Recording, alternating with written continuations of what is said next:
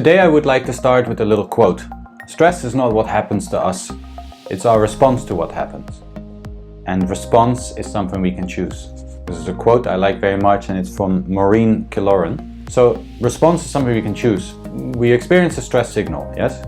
And then we have a physiological response, a mental response to it.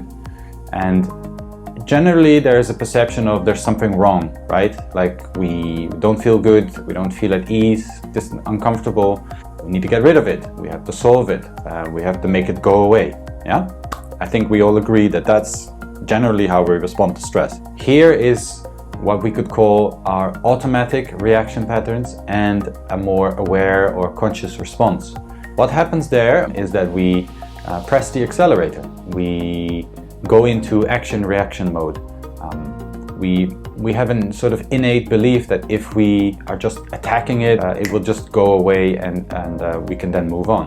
And many a time that might actually work. Like for example, if your foot is stuck between the door, you just have to pull your foot out. You can contemplate about how it got there and all that sort of stuff, but the most immediate response is just pull your foot out. So in that sense, it makes a lot of sense. So we tend to accelerate, we tend to get into more action-reaction, but it happens on the unconscious level. We're not really aware of that. We just go into action mode.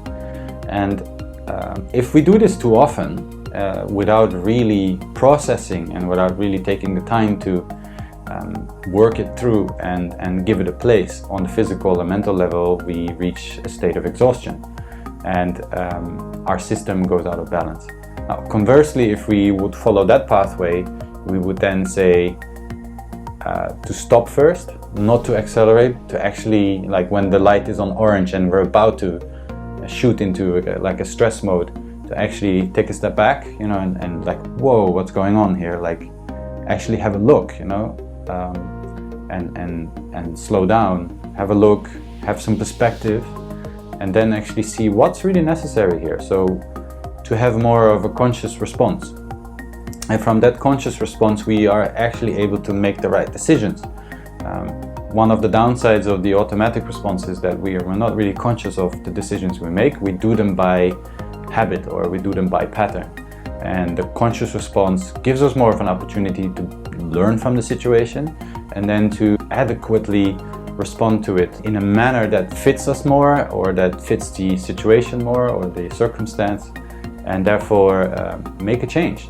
And this will lead generally to more awareness of our physical needs, more awareness of our mental need or our emotional need in very stressful periods, which is helpful because that's actually a much more appropriate and healthy way, balanced way to work with stress than the automatic response. The automatic response might work oftentimes, but it comes at a cost. The conscious response is more about knowing that a fire is about to start and that we might actually do good in terms of extinguishing that fire before it even happens. So the early warning signals are there, and we are aware enough to know, like, uh-oh, like I need to take a step back, or I need to take a break, or I need to deal with this in a way that retains my balance.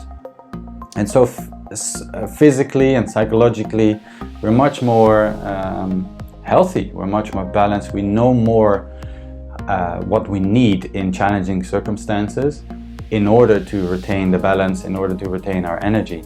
And also on the psychological level, we'll be much more resilient and happy, and understanding that we can work with challenges, that we don't necessarily have to fight or run away from them, but that we can actually work with them in a much more balanced way. So this is what I wanted to share with you today, these two different roads that we can take when we find that circumstances call for a more conscious approach to work with stressors in a more healthy manner.